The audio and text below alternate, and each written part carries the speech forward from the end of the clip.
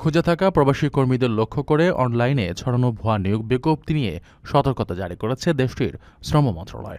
মন্ত্রণালয় স্পষ্টভাবে জানিয়েছে, কোনো ধরনের প্রতারণা থেকে বাঁচতে প্রবাসী চাকুরি প্রার্থীদের শুধুমাত্র তাদের অফিসিয়াল প্ল্যাটফর্মের উপর নির্ভর করা উচিত।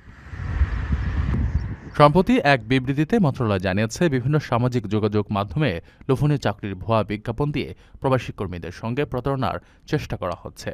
মন্ত্রণালয় কোনো তৃতীয় পক্ষ বা দালালকে তাদের হয়ে চাকরির বিজ্ঞাপন দেওয়ার অনুমতি দেয়নি। তাই এই ধরনের কোনো বিজ্ঞাপনে সাড়া দিয়ে ব্যক্তিগত তথ্য বা টাকা পয়সার লেনদেন না করার জন্য বিশেষভাবে অনুরোধ করা হয়েছে। প্রবাসী কর্মীদের যেকোনো চাকরির বিজ্ঞাপনের সত্যতা যাচাই করার জন্য ওমানের শ্রম মন্ত্রণালয়ের অফিসিয়াল ওয়েবসাইট এবং ভেরিফাইড সোশ্যাল মিডিয়া অ্যাকাউন্টগুলো অনুসরণ করতে বলা হয়েছে। এই পদক্ষেপের মূল উদ্দেশ্য হল প্রবাসী কর্মীদের আর্থিক জালিয়াতি ও অন্যান্য হয়রানি থেকে রক্ষা করা। মন্ত্রণালয় একটি স্বচ্ছ ও নিরাপদ নিয়োগ প্রক্রিয়া নিশ্চিত করতে চায়, যেখানে সকল চাকরি প্রার্থী, বিশেষ করে প্রবাসী কর্মীরা সহজেই আবেদন করতে পারবেন।